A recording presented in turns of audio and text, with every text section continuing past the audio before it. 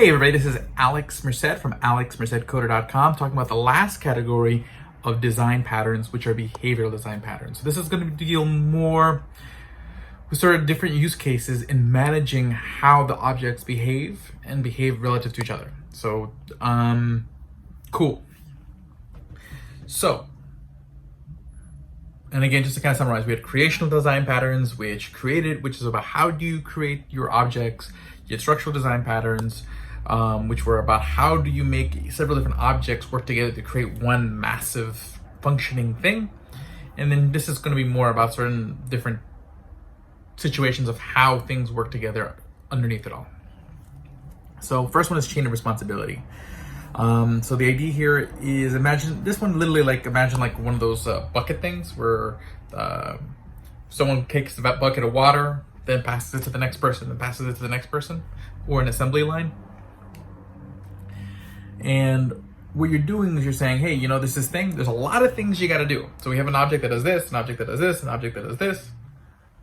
But really, if this object doesn't end up doing what it needs to do, then there's no need for the other objects to do anything. So each object's kind of like a domino effect. Once it completes what it's doing, sends the instructions to the next object. So this would be like, let's say you're putting an order through. One object may check authenticity. If it succeeds, then it gets passed off to the one that kind of updates the inventory and processes the payment. But if it doesn't, then it stops right there. No instruction, no request is passed on to the next object.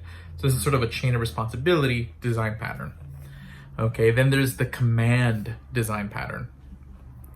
Now, when you use most web applications and most desktop applications, there's a lot of buttons you can push and keyboard shortcuts.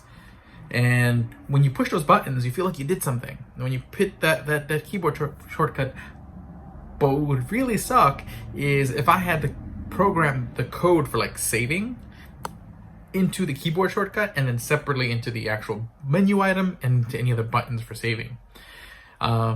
Instead, the way you want to structure it is you have all these objects that do the thing. So you have your logic and code underneath, and then your graphical user interface are separate items. They're separate objects that just send the request to do something. So essentially that's that control save, that save button, they're just sending a command to the same save object, which is separate from the button, the keyboard shortcut. Okay? And that way you're only typing in that core save code and you're not copying and pasting it, because if you copy and paste it, then you have three places. When you make changes to one, then you're breaking the other two. It gets really bad. Iterator. Okay, what you're doing is that, like, let's say you're iterating over a complex data structure, like a tree.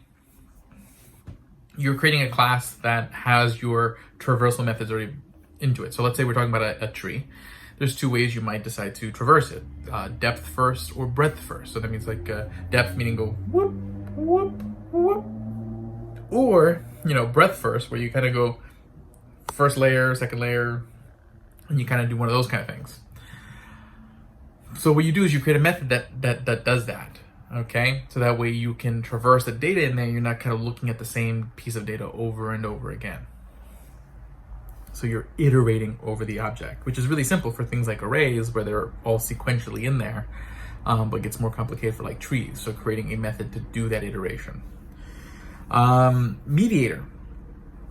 Okay, so this is essentially creating sort of like the way to imagine it is like creating a traffic controller. So essentially what it does is that instead of objects just directly interacting with each other and passing data, and which could cause errors. So imagine really complex objects like your social media profile, your Facebook profile, where your Facebook profile keeps track of your likes and your different Facebook pages, your comments on those pages, and the bajillion other things you can do on Facebook. Okay. And then when you interact with other things, there might be data mismatches, errors that could potentially happen because it's just so complicated.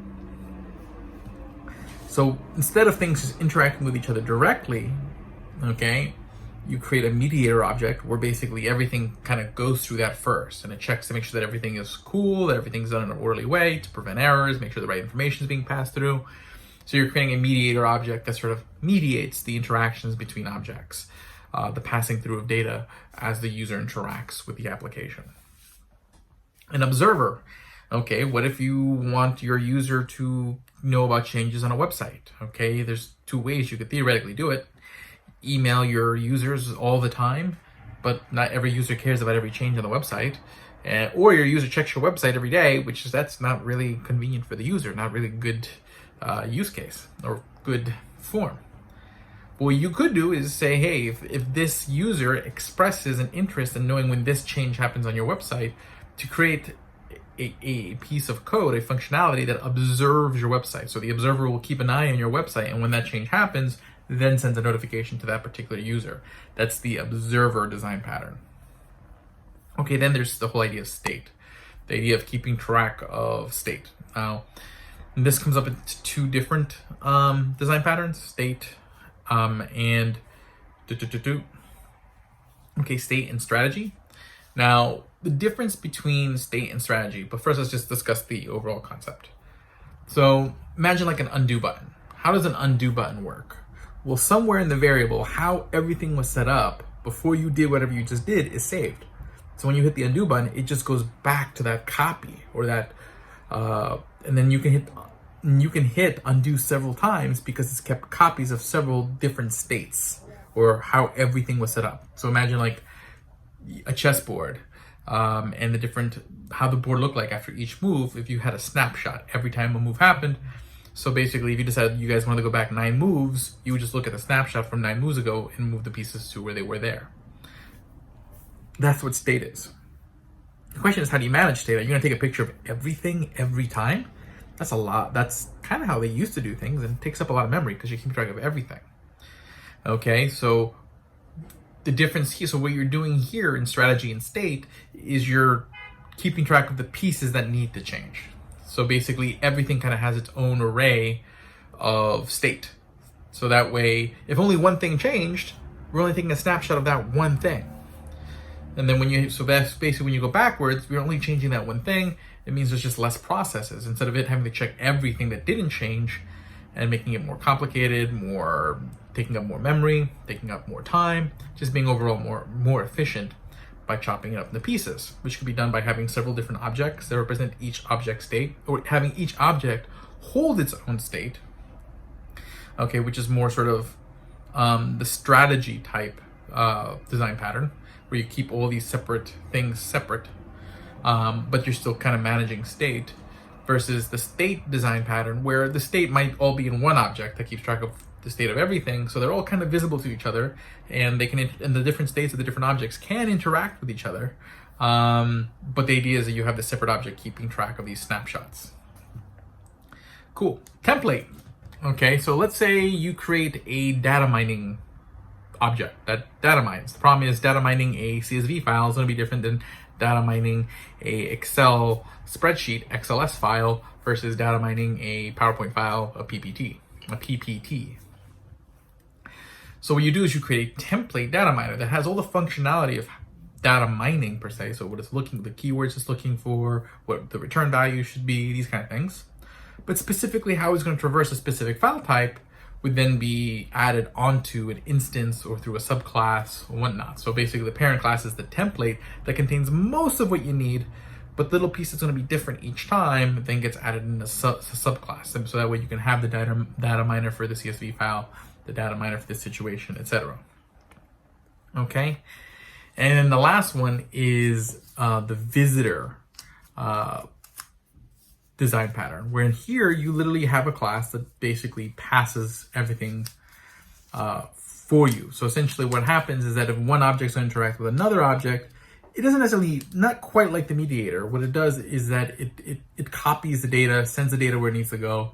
So technically none of the objects ever are sending their own data directly to another object. The visitor object is kind of doing that. So basically you would pass the data from one object to the visitor object, who then passes it as an argument to another object's method. And this helps prevent the code to be kind of separate. Okay. And again, that visitor object could be also, and again, these design patterns aren't all completely isolated, or they can be used with other design patterns. So that visitor could technically also be acting as a mediator or as an interface between objects. So it could be fulfilling several different roles. But the idea is, how do you solve the problem? I have this problem where my different objects interact, but what happens is they accidentally mutate each other's data. How can I avoid that? Well, I can have the visitor, so that way technically they're never touching each other's data. So these are just some other design patterns, or the last category. So again, creational, structural, and behavioral. I'll see you guys next time as we discuss more stuff. Have a great day. This is Alex Merced from alexmercedcoder.com.